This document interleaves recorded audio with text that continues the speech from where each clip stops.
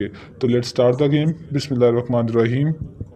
जी तो हमारा जो पहला सवाल था कोर्स कोड 1424 का, वो था complete the sentence with effects. पहला जुमला था if the college bus is late. ये जुमला आपको दिया गया था सवालिया अंदाज में और इसके सामने खाली जगह थी। तो जी if the college bus is late, तो इसका इफेक्ट क्या होगा? इसका इफेक्ट होगा the students may get late. इस तरह इसी तरह नंबर 2 पे if I forget my briefcase at office, इसका इफेक्ट क्या होगा? Somebody may get it. Number 3 पे था if I study my physics chapters well I will get good grades. इसी के साथ नंबर 4 पर था if I follow university rules. अब इसका इफेक्ट क्या होगा?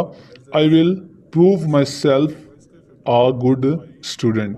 नेक्स्ट हमारे पास पॉइंट 5 था I don't have any money as a result.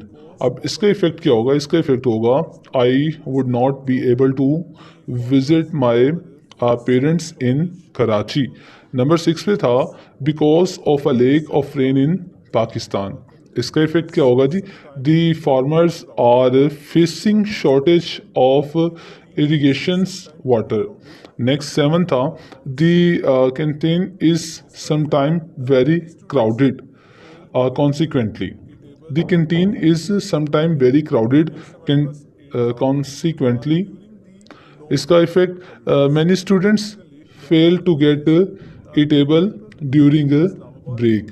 Next हमारे पास 8 था during the long Eid holidays. During the long Eid holidays many people leave Islamabad to go to the our नेटिव विलेजेस और सिटीज़। अब इसका इफेक्ट क्या होगा? इसका इफेक्ट होगा जी therefore there is a great rush on the bus stand.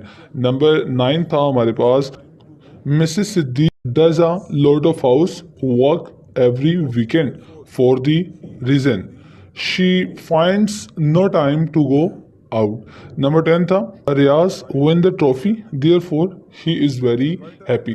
तो ये था आपके पास सवाल नंबर 1, जिसके आंसर मैं आपके साथ शेयर कर चुका हूँ। इसके बाद क्वेश्चन नंबर 2 था हमारे पास write a letter to friend thanking him for his hospitality during your stay with him. अब आपने लेटर को लिखना किस तरह से? अब बहुत से बच्चों के कमेंट्स भी होते हैं, व्हाट्सएप पे मैसेज करते हैं, सर पैटर्न बता दें लेटर लिखने का। तो बेटा पैटर्न आपके साथ शेयर किया हुआ है। लेटर आपने किस तरह से लिखना है, लेटर का पैटर्न देख लीजिए। आपके साथ पैटर्न भी शेयर किया हुआ है 16 तहसील रोड। अब आपको 16 भी नज़र आ रहा है, तहसील रोड भी नज़र आ रहा है, लेकिन देखें ज़रा कि जो 16 तहसील रोड है, 16 के सामने एक कोमा है, तहसील रोड के बाद भी कोमा की अलामत है। उसके बाद आगे लिखा हुआ है जिना एवेन्यू। अब जिना एवेन्यू के सामने भी कोमा की अलामत है। उसके बाद लिखा हुआ है जी पेशावर, नीचे जुलाई 23 2011। अब इनके दरमियान भी देखें आपको 22 और 2011 के दरमियान कोमा नज़र आ रहा है। तो ये वाली मिस्टेक्स आपने बिल्कुल नहीं करनी है, पैटर्न के हिसाब से ही आपने चलना है। यही तो पैटर्न है आपके लेटर का जो आपके साथ मैंने शेयर किया हुआ है। नीचे माय डियर असद, अब असद के सामने आपको कोमा नज़र आ रहा है। तो ये सारे कोमाज आपको नज़र आ रहे हैं, बस जुलाई 23 2011 के सामने फुल स्टॉप है, बाकी टोटली आपने कोमास का इस्तेमाल करना है। अब हम देख लेते हैं आपके सामने यहाँ पे लेटर भी लिखा हुआ है जी reached my place but the sweet memory of the days past with you it's still fresh in my mind I can say that he 7 days the 7 days I passed with you were the most enjoyable in my life. The love and attention you and your family gave me made me feel perfectly at home. I still cherish the long walks we had in the most beautiful mountains and jungles at Murray. It was excellent to stay and walk among the beautiful hills. I invite you to pay a return visit to me during your next vacation. Please pay my regards to your father and mother. Love to Umar and Naji. अब pattern के हिसाब से नीचे देखें जी very sincerely my Yusuf. अब very sincerely के सामने आपको कोमा नज़र आ रहा होगा और मोहम्मद यूसुफ के सामने आपको फुल स्टॉप नज़र आ रहा आ रहा होगा। इसी के साथ आपको खत नंबर 1 हुआ कंप्लीट। इसके बाद खत नंबर, अब सेम पैटर्न वही है जी। देखिए सबसे पहले आपको नज़र आ रहा हुआ है 22 अफशान ब्लॉक। अफशान ब्लॉक के सामने फुल स्टॉप है। मुस्लिम टाउन फुल स्टॉप है। लाहौर के सामने जी तो 22 अफशान ब्लॉक के सामने कोमा है। मुस्लिम टाउन के सामने फुल स्टॉप है। लाहौर के सामने फुल स्टॉप है। और नीचे 28 अक्टूबर उसके बाद कोमा 2011 के सामने फुल स्टॉप। माय डियर सारा, सारा के सामने भी कोमा नज़र आ रहा होगा आपको। अब नीचे लेटर लिखा हुआ है जी, thank you very much for the invitation to the picnic. I had love to join you but I'm very sorry I can't as I have an important exam the next week. I must prepare for it in the next few days. I hope you all have a player pleasant time. All the best. Yours Afshan. Yours के सामने coma और coma के नीचे अफशान। इसी के बाद खत number 3 था हमारा, has been write a letter to your school fellows who has been ill for the past few months, inquiring after his her health and welfare. जी तो ये खत आपके साथ हमने शेयर किया हुआ है, इससे आप देख लीजिए। मैं जस्ट अब पैटर्न शेयर करूंगा, पूरा पूरा खत रीड नहीं करूंगा, टाइम की किल्लत है हमारे पास और किल्लत के साथ साथ आपको लेक्चर समझाना भी है। तो इससे आगे मैं अब मुकम्मल खत नहीं पढ़ूंगा, जस्ट आपके साथ पैटर्न शेयर करूंगा। अब यहाँ पे देखें जी, 75 गुलशन ब्लॉक के सामने कोमा है। अलामा इकबाल टाउन के सामने फुल स्टॉप है। लाहौर के सामने फुल स्टॉप है। 18 मार्च के सामने कोमा की अलामत है। 2011 के सामने फुल स्टॉप है। माय डियर ज़िया, ज़िया के सामने भी कोमा आ जाएगा।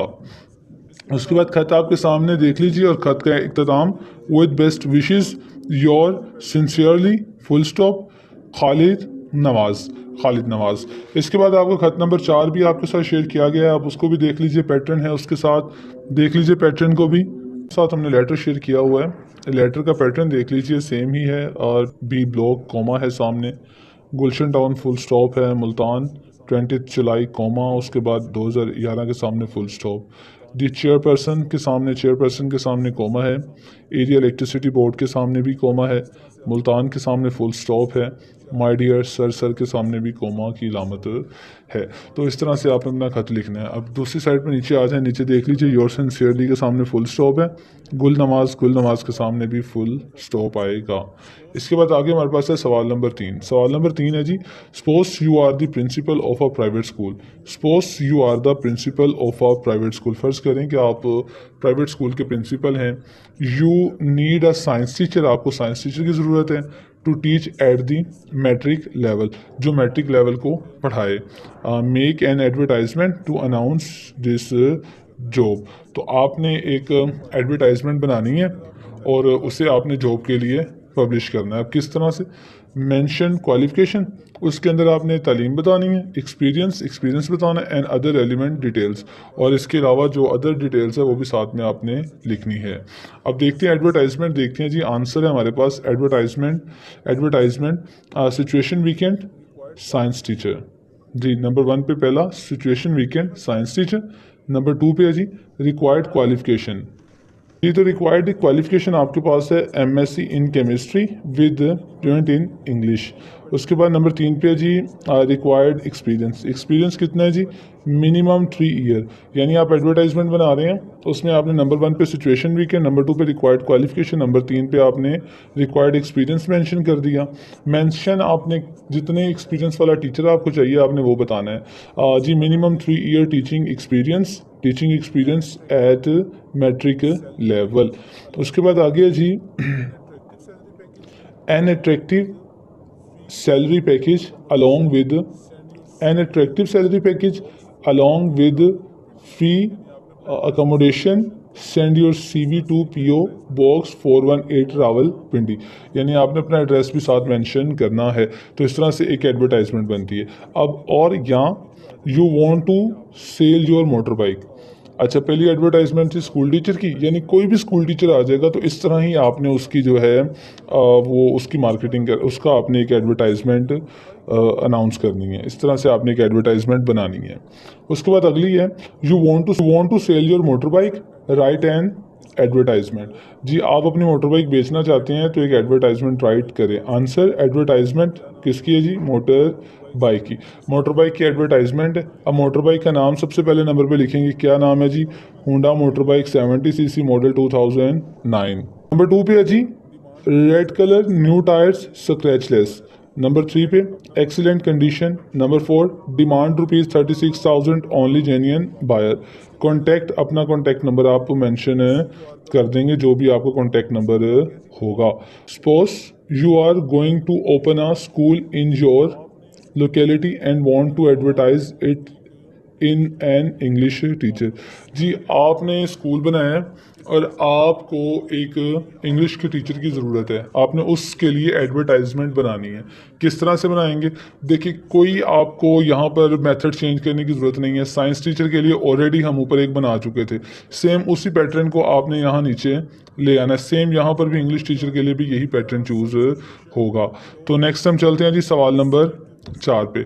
सवाल नंबर 4 है, here are some situation below each will see two possible implied meaning marked A and B. Choose the one you think is more logical. जी नंबर 1 पे हमारे पास before touching the safe the thief slipped on a pair of thin rubber gloves. A है आपके पास the thief did not want to get his hands dirty. B the thief did not want to leave his fingerprint on the safe. देखिए A and B दोनों conditions हैं, दोनों में से आपने एक चॉइस करनी है, तो दोनों में से किसको चूज करेंगे हम? The thief did not want to leave his fingerprint on the safe. हम इसको सिलेक्ट करेंगे। सिलेक्ट करने की वजह क्या है? सिलेक्ट करने की वजह यह है कि चोर जो है वो हाथ पे ग्लव्स इसलिए ही चढ़ाता है कि उसके फिंगरप्रिंट्स जो हैं वो छप ना जाएं। इसके बाद नंबर 2 पे है, can you answer the phone? I am cooking. A है आपके पास ही hates answering the phone. B she is not busy to answer the. B आपके पास है she is too busy to answer the phone. तो इन दोनों में से सेकंड वाली ऑप्शन करेक्ट है। इसके बाद हमारे पास नंबर 3 पे है, although he has a car, he walks to his office every day and is healthier than his colleagues. अब ए है जी he walks to his office to keep fit, और इसी की बी ऑप्शन थी हमारे पास he walks to his office because he is mayor. तो इन दोनों में से करेक्ट ऑप्शन हमारी ए ही होगी। आगे चलते हैं, आगे हमारे पास नंबर 4 है। नंबर 4 था, in Pakistan children will not wait for a proper pitch to play cricket on, they will even play in the middle of the road with bricks for stumps. A option इसकी है, children in Pakistan are cricket is very popular in Pakistan। तो correct option cricket is very popular in Pakistan. और 5वां था हमारे पास, the taxi driver drop 30 miles to return passenger wallet left in his taxi. A option, the taxi driver was stupid. B, the taxi driver was honest. The taxi driver was honest. Correct option इसकी ये है। 6 पे, Mr. Asif was not surprised to hear that his son-in-law had smashed his brand new car. तो इसकी correct option भी B वाली है, देख लीजिए। अगला 7 पे है, the money disappeared from my handbag. तो इसकी करेक्ट ऑप्शन भी बी वाली है। नंबर 8 पे है, out the criminal was armed and dangerous. इसकी करेक्ट ऑप्शन भी ए वाली है। नेक्स्ट हमारे पास है 9th है जी, whenever I pass Mr Waseem's house I see him working in his garden. Correct option B, Mr Waseem enjoy garden. 10 है, Anjum wife is worried because Anjum smokes far too much. Correct option, she is worried because Sanjam is running his health. इसके बाद आगे चलते हैं सवाल number 5 है हमारे पास। सवाल नंबर 5 है जी, राइट एंड ऐसे। राइट एंड ऐसे आपके साथ मैं पहले डिस्कस कर चुका था कि हमारे पास टोटल ऐसे जो हैं वो 10 हैं जो पेपर के लिए मोस्ट इंपॉर्टेंट है। अब हर ऐसे यहाँ पर आपको मिल जाएगा, उसे देख लीजिए।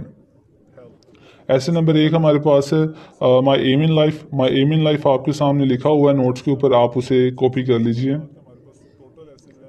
इसके बाद आगे चलते हैं। An incident of my life, an incident of my life भी आपके सामने लिखा हुआ है। How did I spend my last weekend, जी एज इट इज़ आपके सामने लिखा हुआ है, इसे कॉपी कर लीजिए आप लोग। इसके बाद नंबर 4 पे है कंप्यूटर, कंप्यूटर का भी कंप्लीट ऐसे आपके सामने लिखा हुआ है। नंबर 5 पे था हमारे पास my daily routine, my daily routine भी आपके साथ है जी, देख लीजिए। नंबर 6 था a sad event of my life. Number 7 था आर रिसीव। 8 है हमारे पास pollution and its impact, pollution and its impact. Impact क्या है जी, एयर पॉल्यूशन एक इम्पैक्ट है, वाटर पॉल्यूशन है, नॉइस पॉल्यूशन है एंड विजुअल पॉल्यूशन है, रेडियो एक्टिव पॉल्यूशन है।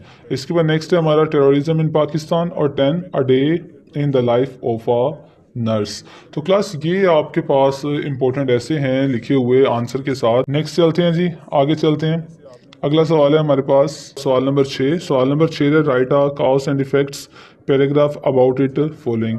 जी कॉज एंड इफेक्ट्स बताने हैं पैराग्राफ की सूरत में, किन के बताने थे हमने, पोल्यूशन के बताने थे, इलिटरेसी के बताने थे, ट्रैफिक एंड ऑन रोड के बताने थे, और हमने टेररिज्म और बॉम्ब ब्लास्ट के बताने थे। तो पैराग्राफ साथ में हमने आपकी शेयर किए हुए हैं, कंप्लीट पैराग्राफ मैं नहीं पढ़ूंगा, लेक्चर आगे आगे काफ़ी लॉन्ग हो चुका है, तो आप काइंडली से नोट कर लीजिए। Pollution, it's causes and effect, causes and effect दोनों चीज़ें यहाँ पे मेंशन हैं। आगे था हमारे पास इलिटरेसी था, इसके भी कॉसेज एंड इफेक्ट शेयर किए गए हैं, वो भी देख लीजिए आप। नेक्स्ट हमारे पास तीसरा था ट्रैफिक ऑन रोड्स, शेयर किया हुआ है आपके साथ हमने, और टेररिज्म और अ बम ब्लास्ट ये दोनों भी हमने आपके साथ शेयर कर दिए हैं, इनके आंसर भी आप देख लीजिए। सवाल नंबर 7 पे आते हैं जी। Brainstorm a diagram and then write an essay on media। तो ये ब्रेनस्टॉर्म है जी, जिसे देखते साथ आइडिया हो जाए कि इसमें ये चीज़ें डिस्कस की गई हैं। ये हमारा ऐसे है जो हमने मीडिया पे लिखना है, और मीडिया में ऐसे लिखने से पहले हमने प्रॉपरली एक उसका फ्लो चार्ट बनाना है। इस तरह की हमने एक शेप बनानी है ताकि आइडिया हो जाए चेकर को कि यहाँ पर आपने ब्रीफ किया हुआ है अच्छे तरीके से। अब साथ हमने शेयर किया, इसे रीड कर लीजिएगा। सवाल नंबर 8 है जी, write a compare and contrast paragraph of 50 to 70 words on a following. जी नीचे दो चीज़ें आपको दी गई हैं, फास्ट फूड है, होममेड है, इन दोनों के ऊपर आपने पैराग्राफ लिखना है, कितना जी 50 से 70 लफ्ज़ों का।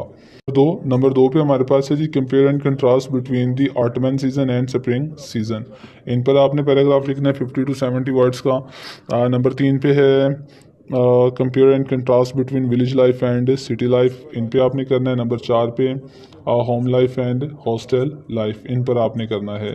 इसके बाद सवाल नंबर 9 है आपका जी। तो क्वेश्चन नंबर 9 जो है वो है राइट अ डायलॉग बिटवीन, इसके बाद क्वेश्चन नंबर 9 है write a dialogue between two friends about traffic problems. Traffic problems पर आपने एक डायलॉग लिखना है। अब इसका आंसर यहाँ पे लिखा हुआ है नीचे, असद है ताहिर है, असद है ताहिर है, असद है ताहिर है, इन दोनों का आपस में जो डायलॉग है वो आपको नजर आ रहा है। इसके बाद नंबर तो नेक्स्ट आपके पास क्वेश्चन नंबर 10 है, suppose you are a journalist of a newspaper, you are going to take an interview of a prominent political leaders, write at least 10 questions you will ask from him। जी आप एक journalist हैं, फ़र्ज़ करना है आपने, और आपने एक पॉलिटिकल लीडर जो है उसका इंटरव्यू करना है, और उसे 10 सवाल आपने पूछने हैं। अब 10 सवाल कैसे होने चाहिए, देखिए जो आपको इजी लगे आप वो भी कर सकते हैं। अब यहाँ पे आपके साथ हमने शेयर किए हुए हैं जी। नंबर 1 पे hello how are you, number 2 what is going on nowadays, number 3 what is your family background, number 4 where did you get your education from, number 5 what are your next plan for your people, number 6 है जी do you have any plan for the welfare of students, number 7 how do you see the present political situation in the country, number 8 है जी how do you see the future of Pakistan, number 9 what is your party program for the coming election, and number 10 it is said that we have no foreign policy, what do you about it. तो class ये था आपके पास complete paper का solution.